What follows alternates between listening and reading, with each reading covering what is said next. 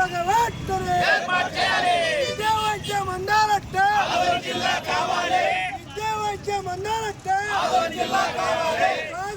తాగునీరు పశ్చిమ ప్రాంతాలకు అందాలంటే విద్యా వైద్యం అందాలంటే శాతం పెరగాలంటే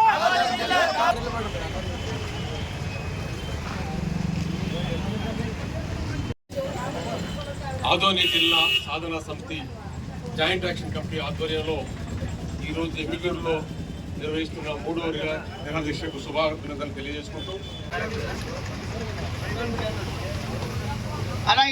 మేము ఎన్నికల ముందు చంద్రబాబు నాయుడు గారికి చెప్పలేదని చెప్తున్న వార్తలు ఈరోజు తిరుపతిలో వస్తున్న వార్తలు చాలా బాధ కలిగిస్తాం. అంటే వారు